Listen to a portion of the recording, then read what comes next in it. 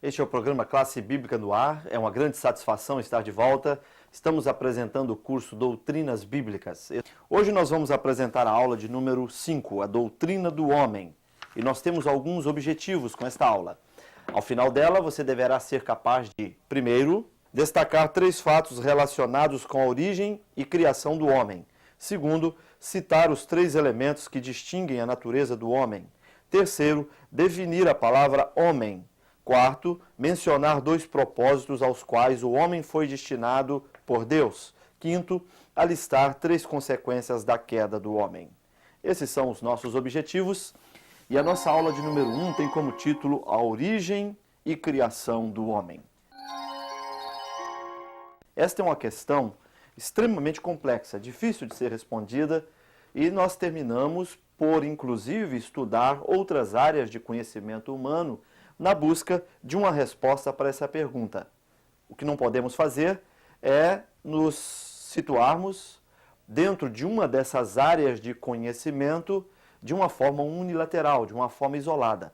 E, principalmente, lançarmos mão daqueles conceitos das diversas áreas do conhecimento e que estão desassociadas ao ensino que a Bíblia tem a respeito da origem, a respeito dos começos do cosmos e principalmente da vida do ser humano.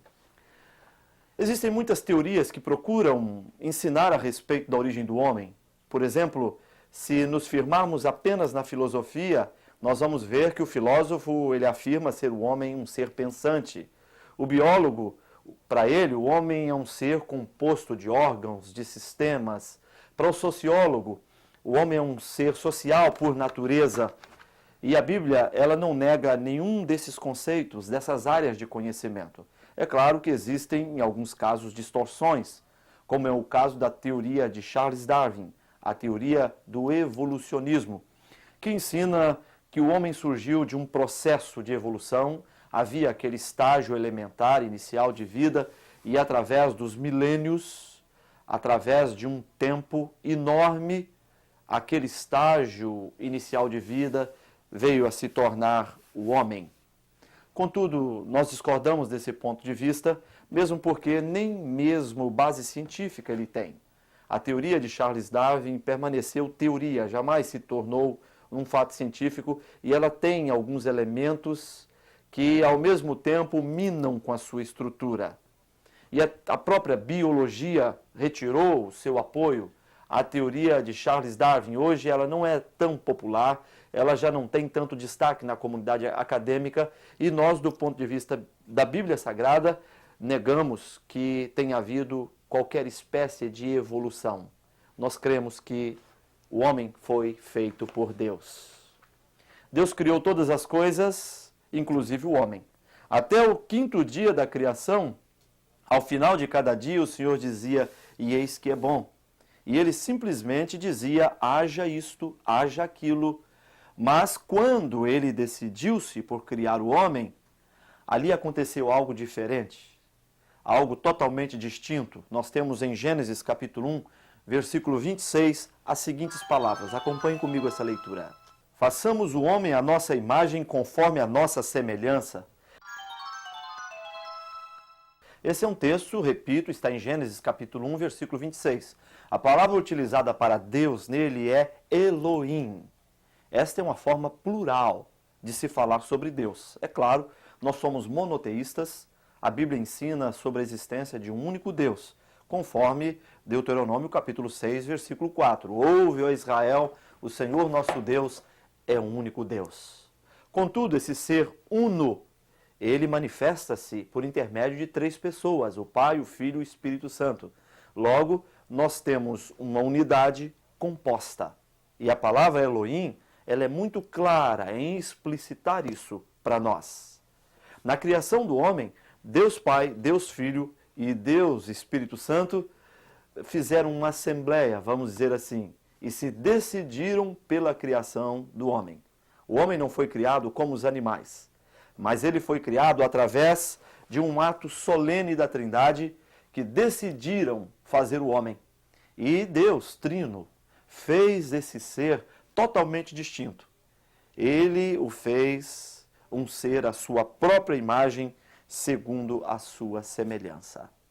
Nós não cremos na teoria da evolução, nem na de Charles Darwin, nem naquela teoria que ensina que foi Deus que criou, mas Deus não criou de uma forma imediata. Ele criou o homem utilizando o próprio tempo como elemento de mediação. Esta é chamada teoria imediata da criação. Nós aceitamos a teoria imediata, mesmo porque nós não temos nenhuma referência bíblica para ensinarmos qualquer coisa que seja diferente disso. Cremos que o homem, conforme é hoje, ele tem exatamente a estrutura do primeiro homem. Assim como Deus fez Adão lá no Éden, ele o fez de uma forma pronta e acabada, assim como nós somos hoje. Deus criou o homem. Muitas teorias ao longo da história têm surgido, mas ao longo do tempo elas se desgastam e aquelas respostas que elas não têm terminam sendo o elemento que traz total descrédito, total esquecimento para essas teorias. Contudo, essa expressão de Gênesis capítulo 1, versículo 1, ela permanece intacta. No princípio, criou Deus os céus e a terra. E também de Gênesis capítulo 1, versículo 26 e 27, que explica a origem do homem nesse planeta. Façamos o homem conforme a nossa imagem, segundo a nossa semelhança. O homem foi criado segundo um tipo divino, isto é, a imagem e semelhança de Deus. E isso o torna distinto de todos os animais. Deus o fez com a capacidade de exercer domínio sobre todas as coisas. E nós percebemos uma coisa muito interessante, é que o ser humano ele é extremamente frágil. Ao nascer, se for abandonado pela sua mãe, ele não sobrevive. Contudo, os animais são, lá no nascedouro, muito mais fortes que os homens. Por exemplo, o filhote de uma vaca, ao nascer, é capaz de, se cair na água, sair nadando e sobreviver. O homem não, porque o homem é um ser extremamente frágil. Mas, sendo criado à imagem e à semelhança de Deus, e alcançando a fase adulta, ele torna-se o ser mais forte, mais poderoso desse planeta. O homem é capaz de exercer domínio sobre os animais, sobre a natureza, sobre o espaço, sobre as feras e os maiores animais desse planeta, ele é capaz de dominá-lo, porque Deus o fez à sua imagem e à sua semelhança. Há um outro texto na Bíblia que fala sobre a criação do homem e eu quero partilhá-lo com você. Está em Gênesis, capítulo 2, versículo de número 7. Acompanhe comigo essa leitura. Então formou o Senhor Deus ao homem do pó da terra e lhe soprou nas narinas o fôlego de vida, e o homem passou a ser alma vivente. Gênesis capítulo 1, 26 e 27 e Gênesis capítulo 2, versículo 7 são dois textos muito específicos e muito claros para falar da origem do homem. Aqui nós percebemos a vida íntima, a vida imaterial do homem sendo focalizada. O texto diz que o Senhor formou o corpo material do homem do pó da terra, e então assoprou nas suas narinas o fôlego de vida, e ele tornou-se alma vivente. Ali estava sendo criado o homem como um ser total, o homem como um ser pleno. O seu corpo veio do pó, veio da substância da própria terra. E o seu espírito, isto é, o seu corpo imaterial, veio como um ato criativo de Deus. O Senhor soprou nas suas narinas o fôlego de vida e ele se tornou a alma vivente. O homem é um ser totalmente distinto, porque foi criado de uma maneira distinta e foi criado por Deus com um propósito totalmente diferente. Deus o fez coroa da sua criação. É muito interessante que até o quinto dia, ao final de cada dia, o Senhor dizia, e eis que é bom para as coisas criadas. Mas quando criou o homem, ele olhou para a sua obra e disse, e eis que é muito bom. E a razão para essa expressão é que o homem foi feito à sua imagem e à sua semelhança. Deus tirara dos seus próprios atributos, das suas próprias características e tatuou no homem essas características. É claro que elas não existem no homem da forma como existem em Deus. Em Deus, essas características estão de uma forma perfeita. No homem, elas estão de uma forma limitada. O homem não é Deus. O homem é um ser criado por Deus e feito à sua imagem, conforme a sua semelhança. O texto de número 2 da nossa aula tem como título A Natureza do Homem. O homem recebeu de Deus a sua própria imagem e Deus estabeleceu o homem com uma natureza específica. Eu quero ler com você Jó, capítulo 7, versículo 17 e 18. Acompanhe comigo essa leitura. Que é o homem para que tanto o estimes, e ponhas nele o teu cuidado, e cada manhã o visites, e cada momento ponhas à prova? Jó estava diante desta grande questão. Ao mesmo tempo em que ele via a sublimidade e a infinitude de Deus, ele percebia a limitação do homem. E então a grande questão que repousava na sua mente era: quem é o homem? Qual é a razão para um ser infinito, ilimitado, sublime, onisciente, onipresente, onipotente, exercer cuidados num ser pequeno, sem significado, um ser que não merecia de forma alguma tanto carinho, tanto amor? Então essa é a grande pergunta de Jó. Nós sabemos qual é a resposta. Deus criou o homem à sua própria imagem, à sua semelhança, e fez com ele uma aliança de amor. Nós temos também, no Salmo, versículo 4, do capítulo 8, as seguintes palavras. Acompanhe comigo. Que o homem que dele te lembres. E ainda no Salmo 144, versículo 3, nós lemos as seguintes palavras. Acompanhe comigo. Senhor, que é o homem para que dele tomes conhecimento, e o filho do homem para que o estimes? São perguntas intrigantes que personagens da Bíblia fizeram. Quem é o homem? Nós já dissemos no início que depende da ótica pelo qual estamos vendo. A biologia, a filosofia, a sociologia, a psicologia vê o homem dentro de uma determinada percepção. Mas se olharmos para a Bíblia, nós vamos dizer que o homem é um ser criado por Deus. Já lemos aqui Gênesis 2 e 7. O seu corpo veio do pó e o seu espírito veio de Deus que o deu. Deus criou o corpo físico do homem e também criou o seu espírito. O homem é um ser, numa visão dicotomista, constituído de parte material e imaterial. Numa visão tricotomista, o homem é um ser composto de corpo, alma e espírito. Não é propósito dessa aula discutir este assunto, mesmo porque nós ficaríamos aqui um tempo enorme falando desse assunto e mesmo assim não chegaríamos a uma conclusão. Mas a dicotomia e a tricotomia são as melhores explicações para a natureza do homem. O corpo, vamos dizer assim, é o invólucro do espírito ou o invólucro da sua parte imaterial. É através do corpo que nós nos locomovemos e vivemos a vida comum do ser humano. E é através do espírito é que o nosso corpo tem vida. E, ao mesmo tempo, é através do nosso espírito que nos comunicamos com Deus, nos mantemos em comunhão com o Criador. O espírito é a sede da razão, do entendimento, da consciência e da vontade. O espírito é a nossa parte imaterial. Morrendo o corpo, ele vai para a terra e o espírito volta para Deus que o deu. O espírito do homem é uma criação de Deus.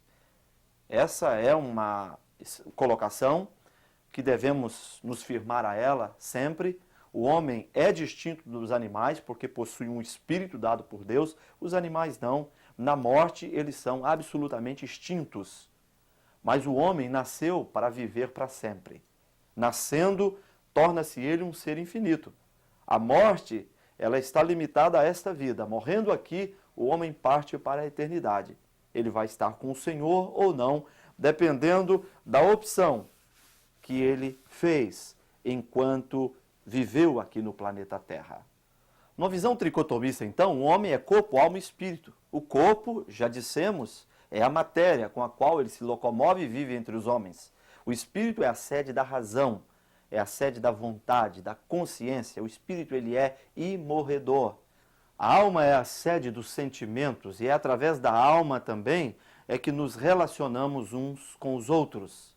Disse que quando o homem morre tem ali a separação entre alma e corpo. Isso é morte física. Morte espiritual significa separação de Deus. Quando o homem comete pecados, a Bíblia diz que os nossos pecados fazem separação entre nós e o nosso Deus.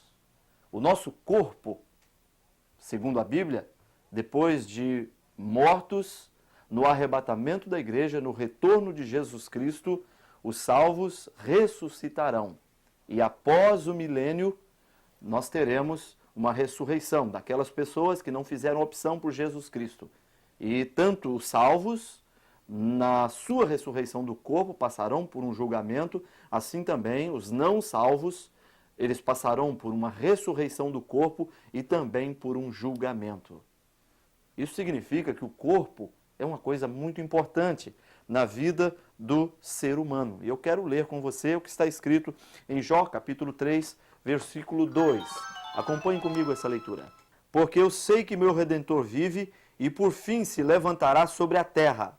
Depois, revestido este meu corpo da minha pele, em minha carne verei a Deus. Vê-lo-ei por mim mesmo. Os meus olhos o verão e não outros. Jó está falando da ressurreição do corpo. E nós estamos colocando isso no contexto dessa aula porque estamos falando a respeito do homem. O texto de número 3 da nossa aula tem como título O Homem, Imagem e Semelhança de Deus. O que é que significa isso? Existem algumas pessoas que confundem o homem, imagem e semelhança de Deus como Deus tendo forma física. Este é um grande erro. Senão, o inverso é que seria verdadeiro. Não é o homem sendo feito à imagem e semelhança de Deus, mas sim Deus sendo feito à imagem e semelhança do homem. Esses são erros absurdos. Primeiro, Deus é um ser incriado. Ele não teve início e não terá fim. O homem, sim, é um ser criado e o tipo no qual Deus se espelhou para fazer o homem foi ele próprio. O homem foi feito imagem e semelhança de Deus e nós explicamos isso de algumas maneiras muito simples. Em primeiro lugar, dizendo que não há nenhuma relação com o corpo físico, porque Deus é espírito. Foi isso que ele respondeu à mulher samaritana. Jesus estava dialogando com ela e disse que Deus é espírito e que importa que os seus adoradores o adorem em espírito e em verdade.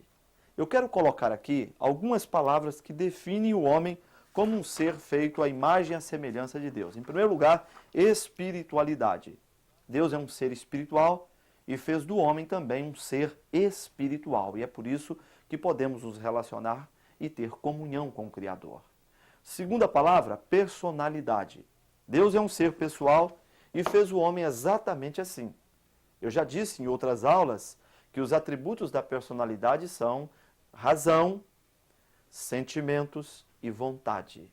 O homem é um ser pessoal, assim como Deus é um ser pessoal. E é por isso que podemos nos relacionar com Ele. Podemos ouvir a sua voz, podemos falar com Ele e sermos ouvidos pelo Senhor. Terceiro lugar, moralidade. O homem foi feito com a capacidade de discernir entre o certo e o errado e fazer escolhas. Ele é livre para escolher. Ele pode escolher entre agir de uma maneira correta ou então agir de uma forma errada. Isso fica com o homem. É lógico que ele é responsável. Gálatas 6 e 7 diz, não vos enganeis, tudo aquilo que o homem semear, ele também haverá de colher. Mas ele é livre. Assim como Deus é um ser livre. Inclusive, ele de maneira livre resolveu criar o homem. Poderia ter vivido sem o homem eternamente, porque ele é um ser autoexistente e autossuficiente. Ele não precisava do homem para continuar sendo Deus. Mas ele, de uma maneira livre, resolveu criá-lo. E fez desse homem também um ser moral, um ser livre.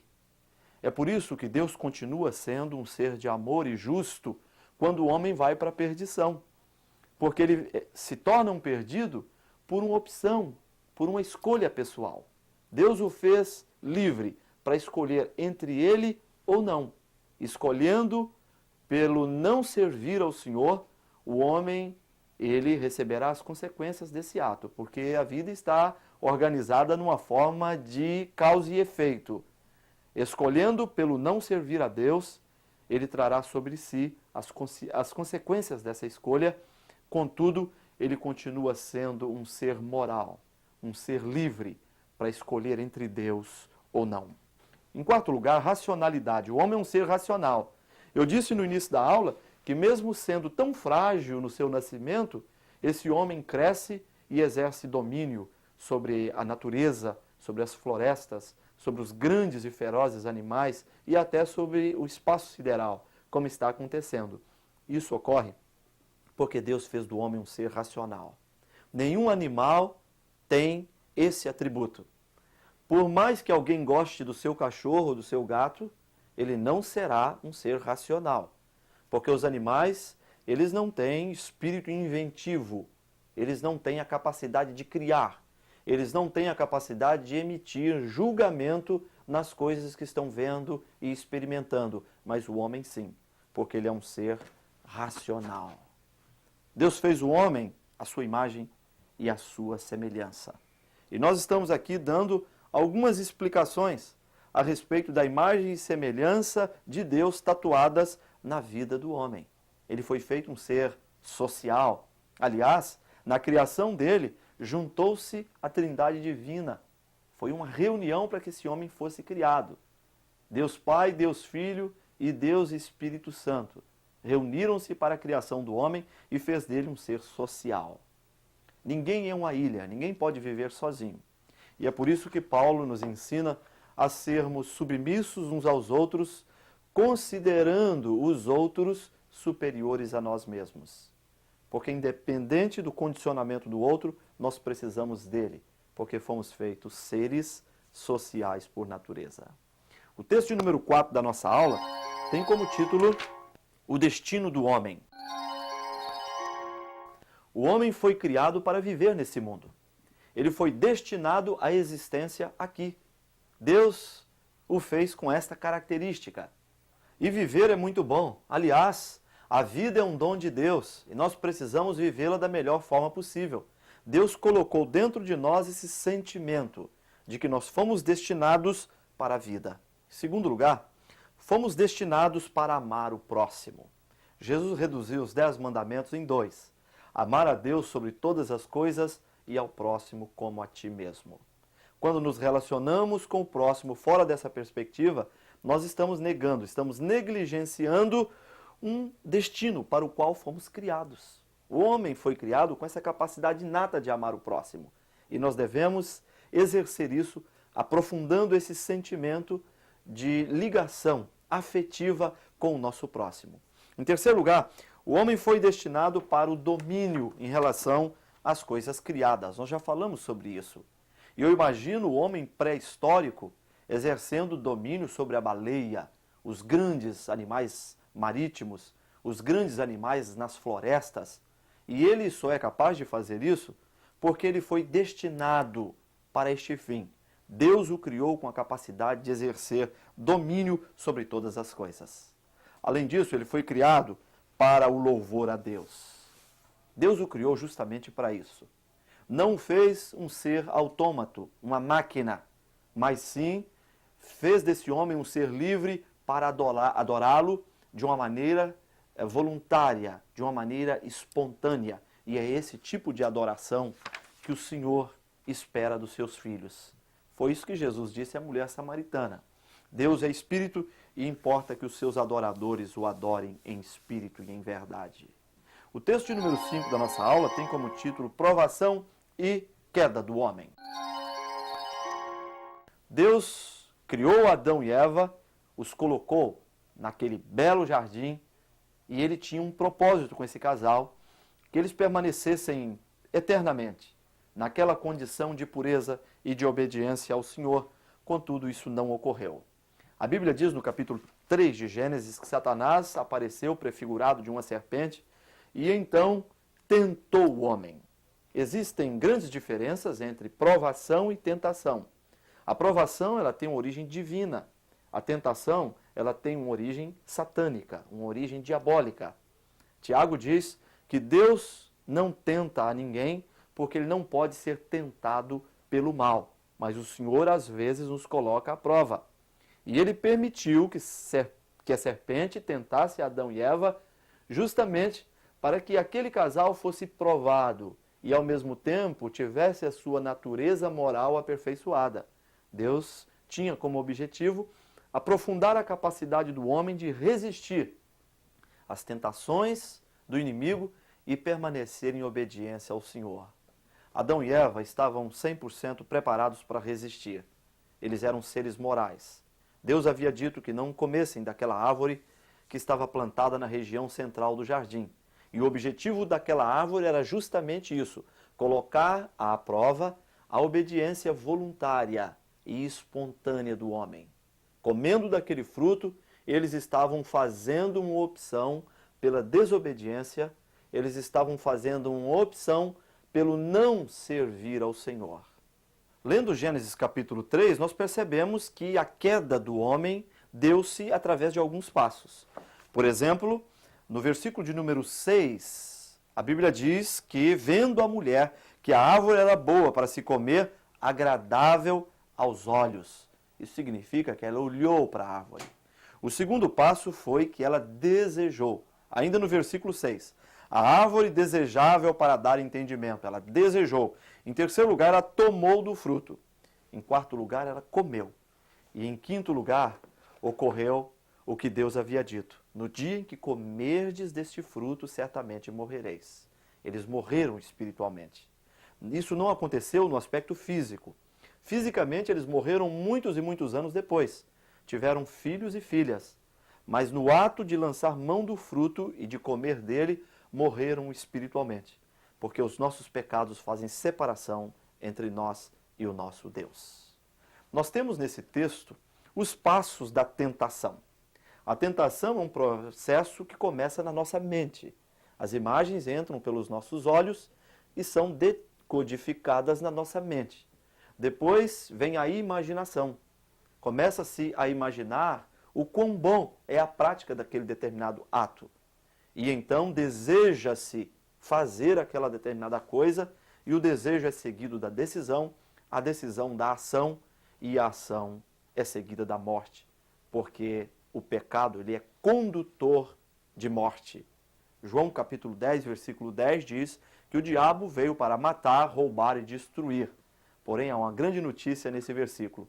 Jesus Cristo veio para dar vida e ele dá vida em abundância. Estamos chegando ao final da nossa aula. Esperamos que você tenha tido um bom aproveitamento dela. Deus te abençoe. Estaremos juntos no nosso próximo encontro.